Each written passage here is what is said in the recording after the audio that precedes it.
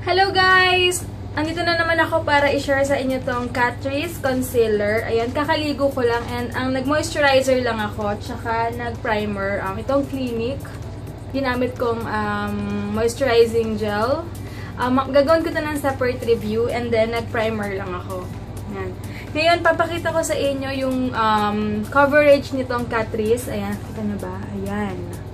And ang shade ko dito, pag medyo maputi kayo or yellow tone, is number 10, Ivory.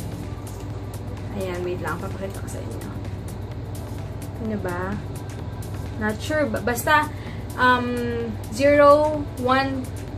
Ivory yung shade ko dito. So, ngayon, i-apply ko siya sa ano. Ayan, nilalagay ko na siya sa eye bags ko kasi yan ang problema ko. Medyo umiitim-itim na siya. Ayan, kita nyo ba yung difference, guys? Diba? Super white lang siya ngayon, tsaka sa effect niya. Kasi wala pa ako nilalagay sa face ko kung hindi moisturizer and primer lang. Inuna ko muna tong concealer para makita nyo rin yung difference kapag in-apply nyo na siya. So, maganda nga siya, guys, kasi hindi siya namumuo or hindi siya agad-agad nabubura. Kasi diba merong mga concealer na pag nag-oily lang yung face mo, parang nabubura-bura siya or namumuo siya. Hindi. Kaya super sulit. And kapag nakita nyo, dito i-apply ko siya sa mga veins ko.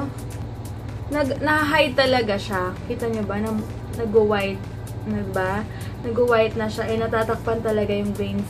And makapal talaga siya. Tsaka tipid dahil konting kuha mo lang and apply mo lang. Hide mo talaga lahat ng gusto mong i-hide or mga redness mo sa face. So, depende sa'yo guys. Kung anong trip nyo, kung saan nyo siya gustong gamitin ko sa eye bags or sa mga red spots nyo. Ayan. So, yun lang guys. Basta 259 lang to. And available to sa mga Dep Store, SM Department Store, or sa malalaking Watsons na basta merong Catrice doon. So, sana matry nyo guys and balitaan nyo ako. Yun lang. Thank you for watching guys.